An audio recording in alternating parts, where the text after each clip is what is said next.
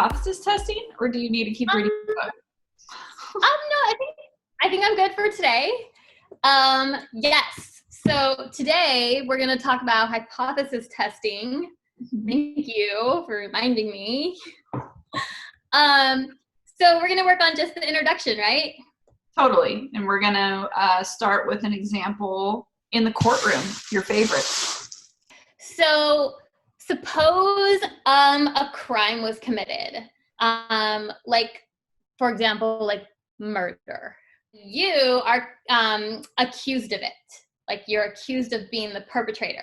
Mm-hmm. Well, before the crime happened, you were not guilty because it hasn't happened yet. Yes. And then after the crime happened, like, status quo or no change would be to assume that you're still not guilty. Yep. Okay, so we're going to state this first statement here, and what do we call this thing? We call that the null hypothesis, right? Yeah, null is in like no change. Mm-hmm. So I'm going to go ahead and say that you are not guilty, mm-hmm. and that would be no change in your status mm-hmm. as a human in society. Yes. But an alternative to you being not guilty would be that you're what? That I am guilty. So just like a basic kind of overall idea of how a hypothesis test works is a great example of that is the courtroom, because let's suppose the state is gonna prosecute you for this crime. Mm-hmm. Then what we have to do is assume that the null hypothesis is true. So assume you're telling the truth, right? Yes. And then we gather and present evidence. Then we reach a conclusion. Okay, so what are our two options? So the first option is that we reject the null. Right, reject the null hypothesis. So let's explore that in this context. Mm-hmm. If we, the jury, are coming up to this hypothesis statement and saying we see enough evidence to say we reject your claim that you're not guilty, mm-hmm. that's because there is enough evidence. Right. So we're saying, yeah, the evidence is compelling enough to be like convincing to us that there's support for the alternative. Yes. So we say there is enough evidence or sufficient evidence, however you want to word that, mm-hmm. to support H1 or to conclude H1 is true. So I'm going to say support the alternative hypothesis. Yes. So if we are rejecting the null hypothesis, it's because there is enough evidence to do so. Yes. And when we reject the null, we're going with the alternative. Yes. Okay. I'm going to keep those there. What's the other option? The other option is that we do not reject the null. Right. Do we ever say that we accept the null hypothesis? We don't. We're only going to say one of these two. Right. A jury never says, we accept your claim of not guilty. We think, yeah, you're not guilty. They just say there is not enough evidence for us to conclude that you are guilty. Yes. So, like in the staircase, like it could have been the owl. Yeah.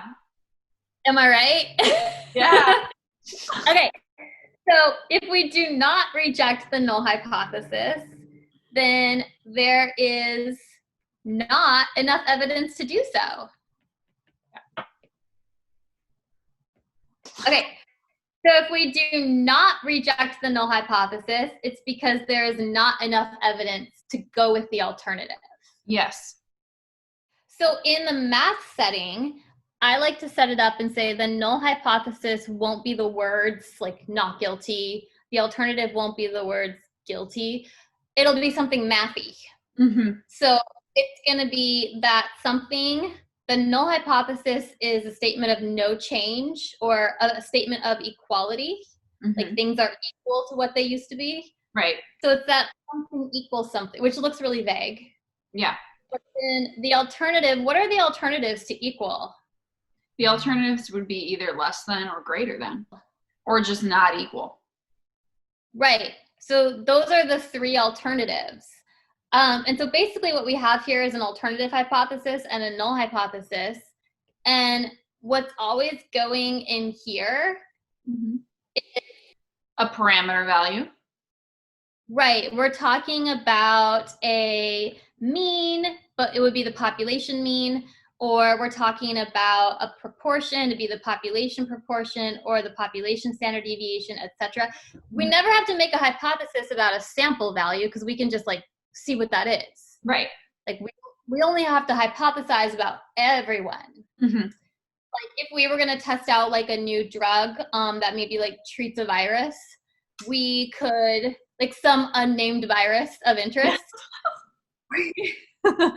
we could see the proportion of patients who like had an improved condition in our sample and be really sure about it. Yes. But then what's happening with the whole population, that's what we have to kind of hypothesize about. Totally.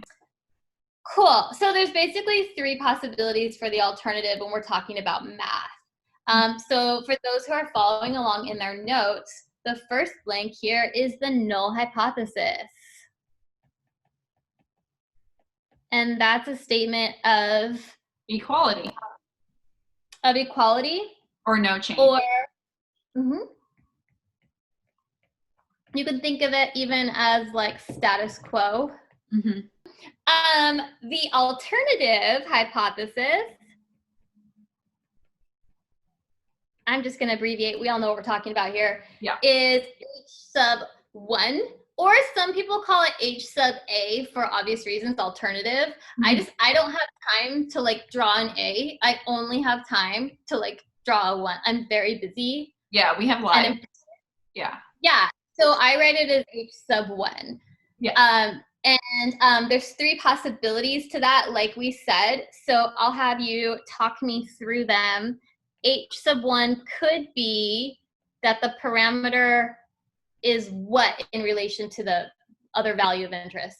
Is greater than. That would be the first possibility. And then we can go ahead and like maybe draw a little bell-shaped curve showing what that would look like. Yeah, and we may not really even know why this is applicable or like connected to this discussion at all yet, but we will in the next sections when we actually conduct the test. Right. But we've been working like in past chapters of like getting areas under a curve. And whenever we talked about something being greater than, which direction would we shade under the curve? We would shade to the right, right? So this would be like a right-tailed test. Exactly. So we would shade to the right. So this would be a right-tailed test. And so we may not know quite what that means yet, and we haven't like learned how to do the tests, but I think it's worth noting what kind of test we have because we're just kind of training ourselves to be ready to go when we get there. Yes? Totally. Okay, so the next one, the next possibility for the alternate would be that parameter is less than, right? Yeah, whatever we're talking about. Exactly. In which case we'd be talking about that left-hand side being shaded. So that would be like a left-tailed test that we'll get to later. Exactly. So if you're looking at something being less than a certain value, you are shading to the left. Back when we were working about areas under the curve, we were actually preparing for hypothesis tests and we didn't even know it. Okay, or we could consider both at the same time. What does that look like? That would look like just not equal, right? But if you're not equal, you're like greater than or less than or both. Right. So what kind of test do we have in this case? So that would be like a two-tailed test where both of those sides are shaded. Yeah, we'd have to consider both sides. Like if we're only looking at one sample as our evidence when we get to this part, only one of these sides is going to arise naturally. We have to like mirror it. We'll deal with all that when we get to the actual test. Right now, just noticing if it's a left, right, or two-tailed test is all we want to be able to do. Yes. Cool. So good start here. Let me shrink this up a little bit. Let's turn the page. Oh, I love it when the notes do this. Yeah, cute. Okay, let's not turn the page. Let's have these turn the page. And as our students turn the page in their notes, they'll have this example. So what is this one? Want to take it away? Yeah, so boxes of certain kind of cereal are labeled as containing 20 ounces. An inspector thinks that the mean weight may be less than this, and we're just going to state the appropriate null and alternate hypothesis. So remembering that the null hypothesis is nothing has changed. So if nothing's changed in this example, that means that the cereal still contains 20 ounces, right? Yeah, so we'll go ahead and maybe call this like that 20 ounces like on average.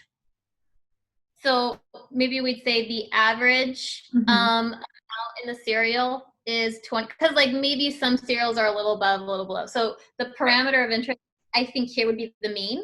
Yes, absolutely. And they even say the mean weight.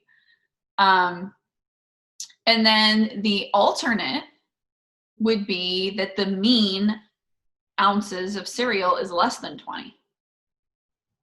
Right. Which means this, ooh, that 20 is creeping me out. Which means this is what type of test? So then that's like a left-tailed test, right? Where we're going to shade to the left. Correct. Cool. So left-tailed test. Nice. Let's try another one.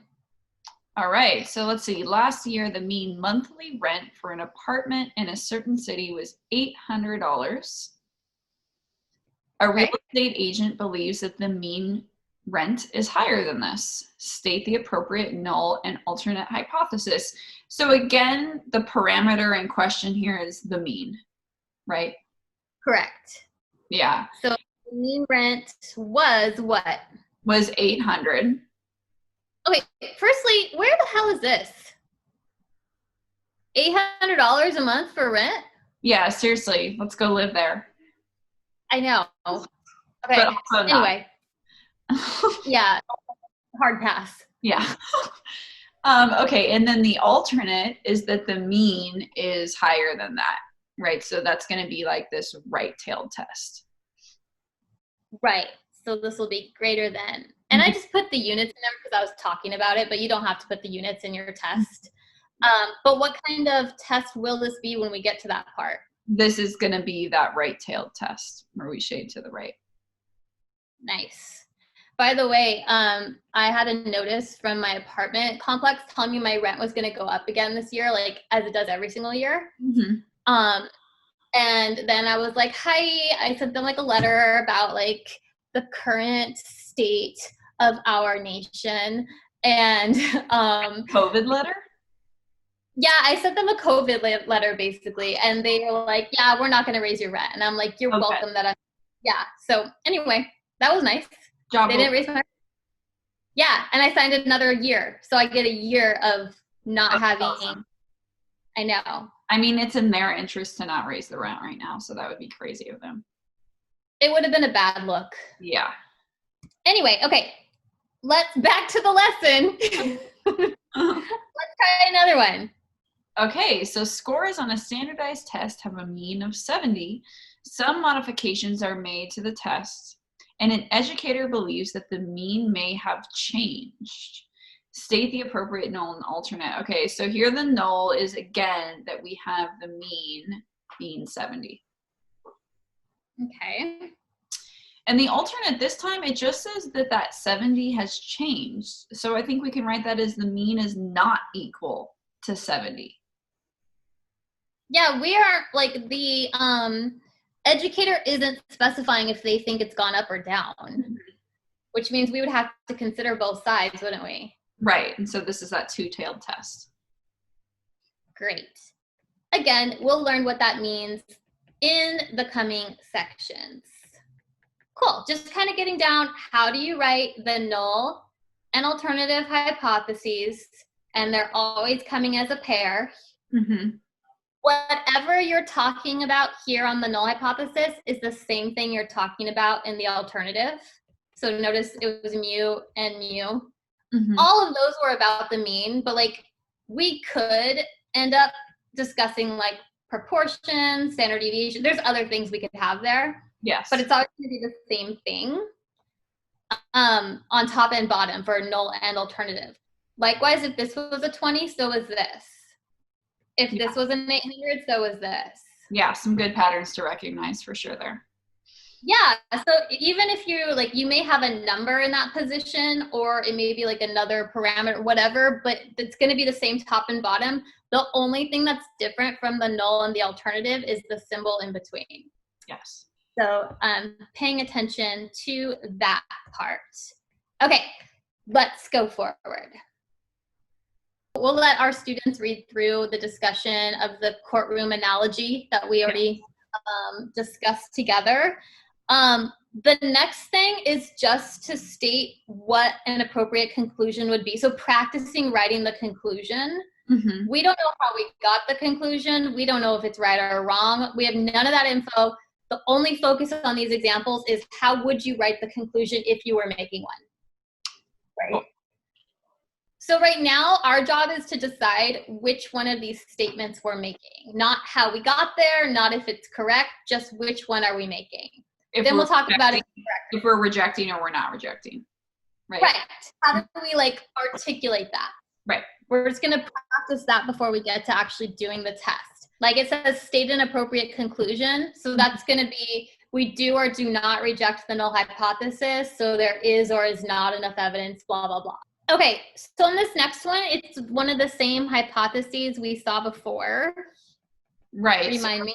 Yeah, so we're looking at boxes of cereal labeled as 20 ounces. But then this inspector is thinking that the mean might weigh less than that. So he's performing a test. Right. And now we're adding in that he rejects the null hypothesis. So we need to interpret what that means. Okay, so reject the null hypothesis. So I kind of call that the conclusion. And then the rest, just like you said, is the interpretation. Right. So what this would mean is that there is enough evidence to show that the mean weight is less than 20 ounces. Yeah. Perfect. So what you just said right there is enough evidence to support the alternative. Yes. Right? Rejecting the null. Okay, cool. Let's try another one. Okay, so again, we have boxes of cereal labeled as 20 ounces. And then an inspector thinks again that the mean weight might be less than this. So he is performing a test. He does not reject the null. Okay. Okay, so we're going to state the appropriate conclusion for that. So what that means is there is not enough evidence to support the alternative. And what's the alternative in this case? Alternative being that that mean weight is less than 20 ounces. Yeah. Anyway, a thing to notice is when you are not rejecting the null hypothesis, it's because there was not compelling enough evidence to do so. Yes. Just like you wouldn't convict someone if there wasn't severe evidence. Right. Okay. Let's go ahead and talk about the errors now, the different types of errors that could occur. And to talk about this, we really need to consider all four possibilities of a hypothesis test. Yes. So let's go back to the courtroom analogy and discuss that. So now let's go back and revisit the courtroom analogy. Okay. And let's explore all the possibilities. Okay. There's like the truth of what actually happened. So maybe you really are not guilty. And in that case, the null hypothesis is true. Yes. What you're claiming up here in the null hypothesis, that's true. You really are not guilty. But even if you're claiming you're not guilty, could you actually be guilty? Yeah, of course. Yeah, and that would be the null hypothesis is false. Like we're all going to say not guilty in the courtroom, you know, like go for it. Yeah. But the truth could be one of two options. Yes. So there's truth. And then in the courtroom, we also have to think about the verdict or the conclusion of the jury. And they can come back and say guilty or not guilty, basically. Yes. So they're either going to, remember the options are, go ahead. Reject, right? We could reject. Reject the null hypothesis. So we're saying you're guilty. Mm-hmm. Or we could not. Yeah, do not reject the null hypothesis. In that case, we're saying you're not guilty. But careful about saying we're not accepting the null. So just really pay attention to that. We're never accepting your claim of not guilty. We're just saying there's not enough evidence to say you are guilty. Yes. Okay, so if you are not guilty and the jury comes back and they're like, not guilty, I'm not rejecting the null hypothesis, that's good. Yes. Right? Yes. You didn't do it, go home. Yes. Mm-hmm. Like, justice probably still needs to be served with who actually did it, but you're good. Yes. Okay, but if you're not guilty and the jury comes back and says, actually, we reject your claim of not guilty, we say you are guilty, that's not so good. That's not good at all. No, that's like Amanda Knox status. Yes. Right? So this is actually called a type what kind of error? That's a type 1 error. Mm-hmm. That's the type 1 error, the Amanda Knox error. Yes. Okay, so basically we're kind of seeing all the possible outcomes of this courtroom situation.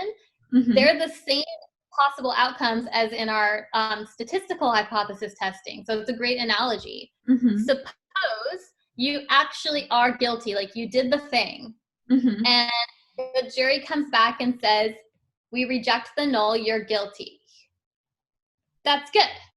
Yeah, right? Not for yeah. Right. But like the courtroom, the system did what it was built to do. Like convict guilty parties. Like yes. Get the criminal off the streets. Yes. Like in stats, we want to get the statistical lies off the streets. Like if there's false info out there, we want to find it, get it out of here. Goodbye. Okay. But if you're guilty, let's look at that last little quadrant. If you're guilty, but the jury does not reject your claim of being not guilty, mm-hmm. What situation is that? That's not so good, and that's a type 2 error. Yeah, I actually call it the OJ error. Oh yes, very good. You know what I mean? I was wondering how we were going to bring him up today. So thank you. So yeah, that's the OJ error. He was guilty, but he was not convicted of that crime. Right. So basically there's two like correct decisions that could happen, mm-hmm. but there's two like mistakes that could happen. Right. When you're a juror, do you like walk out of the courtroom and then there's like a crowd waiting and they're like, you did it, you got it right? Unfortunately, no. No. It's not like at the end of Law and Order where the person at the end is like, but I really did do it. Yeah. Like you don't get that. You don't know. Yeah. So it's not like we ever actually know if we made a type 1 or type 2 error or a correct decision. We just need to know what it means to make those errors and the severity of them to help motivate how we work. Yes. So like our court system sees the type 1 error as the more egregious of the two. Totally. Like in this setting. Yeah. We'd rather let a guilty person go free mm-hmm. than convict an innocent party. Yeah. That's like, nice. Ethics. Yeah. So in a courtroom setting, a type 1 error is considered more egregious than a type 2. Type 2 is not desirable. Like, we don't want to have the murderers out on the streets. Yeah. But like eventually they're going to like steal back some of their own sports paraphernalia and they'll go to prison anyway. Yeah. We'll get it next time. Yeah. Okay. So type 1 error, if the null hypothesis is true, but the jury or we, the statisticians, reject it, that's a type 1 error. A type 1 error is when we reject a true null hypothesis. Cool. I mean, not cool, but yes, that's the definition. Okay. Type 2 is when the null hypothesis is false, but, and you'll notice this wording, they say fail to reject. I just say do not reject, because like fail to reject kind of implies something went wrong. Right. But I don't agree with that, because sometimes not rejecting the null is the correct decision. So anyway, I don't say fail. Yeah. Okay, talk to me. Type 2 error. Okay, so type 2 error, and pay attention to this wording, is when we do not reject a false hypothesis. So OJ's lying, but we're like, yeah. You just kind of like don't reject it. Yeah. Okay, let's see. Now again, we don't know how to do the test yet. We just are saying if this were the conclusion, and if somehow we had a crystal ball and it told us the actual truth, what would a type of error like look like here? Right. The mean starting salary is $50,000. Okay. And then she wants to talk about whether or not the mean starting salary is actually greater than 50,000. Yeah. Okay. So the test happens. We don't know what it is yet. But at the end, she rejects, I love how it doesn't actually show it. She rejects the null hypothesis. So she, okay. But the mean actually is, like in our students' notes, this actually says 50,000. Okay. So she just rejected a true null hypothesis. So what happened here? Like a type 1, type 2 error, or correct decision? That would be a type 1 error, right? Okay. So let's try a couple more. In fact, maybe we let our students pause the video and try these and then come back and see if we agree. Yes, please do. We'll wait. All right, so again, we have the dean of the business school. All right, so again, we have this dean of a business school, not to be confused with the bean of a business school.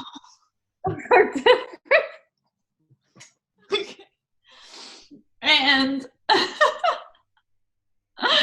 my God, the things I'm finding funny lately.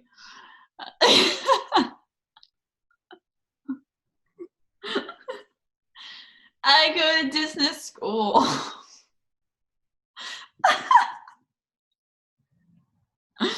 You better put this in the video.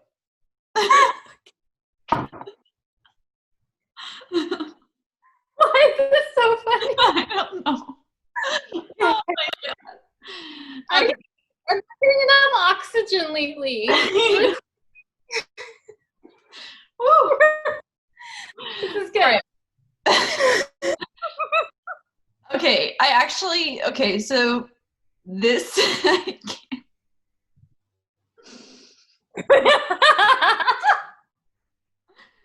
oh man. Okay. So still. Okay, we'll go to the next example. The null hypothesis is the same, but when you read it, like notice it never says anything like the mean is 50,000. Right. Sometimes it's easier to back up into the null, like start with the alternative and then back up. So if you see the greater than, you know that's gonna have to be in the alternative. Yes. Because the null is always a statement of equality. So then by default, you have to have the equals there. Right, but so isn't like 55? Okay, but then on this one, we have behind the scenes info. Like, okay. Oh. We have secret info This is crystal ball time. Okay. Yeah. But wait, I think the 55 is really distracting. Yeah. So first, I'm going to just knock it out of here. Yeah. So suppose we have, let me just get rid of that for a second. Suppose we have the hypotheses that the mean is 50,000, the mean is greater than 50,000. Yes. And then suppose the dean comes in and conducts her test, and at the end her conclusion is, I'm going to reject the null hypothesis. Yes. But suppose we have like a crystal ball, and behind the scenes we can find out that null hypothesis, it actually was false, and she rejected it. Yeah, so that's good. So yeah, so this would be a correct decision. Yes. This problem can seem, did I spell decision right? Yes. The reason this problem can seem a little confusing is because it's distracting to see that the mean actually is 55,000. But that's just telling us the mean's not 50,000. It's actually 55, so the null is false. Yes. Okay. Yeah. Okay, let's try one more time. Okay. Okay, so the dean, again, same situation, and she wants to determine whether the mean starting salary of her school is greater than 50,000. Okay, so yeah, that's our setup. Okay, so now we're going to suppose the true mean is 55,000. Okay, so that means that the true mean is not 50,000, so the null hypothesis is false again in this situation. Yes, okay. And then moving on, the dean does not reject the null. Okay. So that's bad. So, yeah, that's OJ saying I didn't do it, but the jury's like, oh, okay. Yeah. That's how I teach. Yeah. Yeah, so there's a false null hypothesis. There's false stats information out there on the streets, and this dean is not getting rid of it. Those lies are just out there. So is this a type 1, type 2, or correct decision? So this would be a type 2, aka OJ error. Correct. Yeah. I have some presents for you. Ooh. Firstly, this is really the perfect example or illustration of a type 1 error. You're pregnant, type 2, you're not pregnant. That's great. Right? You're not rejecting that you're not pregnant. Got it, because clearly she's pregnant. Yes. I think what's confusing about that is labeling it as not pregnant, and then it's the not, I think. Yeah. Yeah. That's why it's like a false negative. Yeah. Yeah. It's like, there's a lot of these like testing, like right now with like coronavirus, there's all the tests. We'll get to that in a second, don't worry. Yeah. Where the null hypothesis is that you have no virus. Uh-huh. And the alternative is that you do have the virus.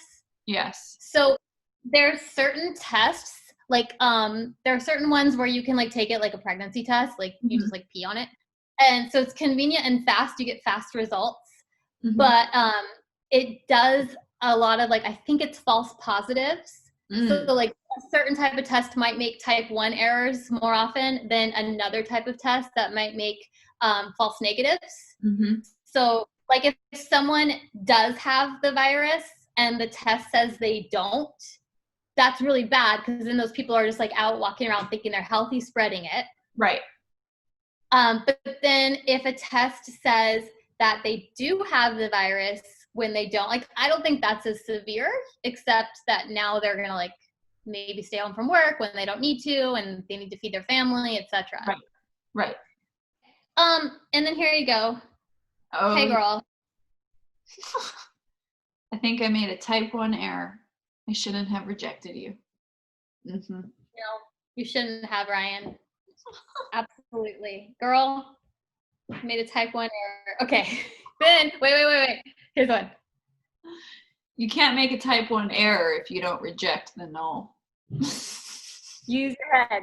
Use your head, Natalie. Don't reject the null. You can't make that error. Can you make a type 2 error? Yes. Yes. Actually, I I really like this meme because it's funny, but it also shows like the inverse relationship, or it shows the indirect relationship where if the probability of making a type 1 error is going up, then the probability of making a type 2 error goes down. Like they're indirectly related. Yeah, that makes sense. For example, yeah, like back to the courtroom, if we're telling our juries, please try not to make a type 1 error, then they're going to say, okay, then I'm only going to convict if the evidence is like really strong. So as we lower the chances of this happening, we raise the chances of them making a type 2 error. Yep. So that's tons of interest later. Memes. The world's educators. Yes. All right, I think we're about done. Yeah, I think we're done. Okay, well, this has been really fun. It's something that I've been looking forward to for a while. Thanks so much. That means so much to me. Bye.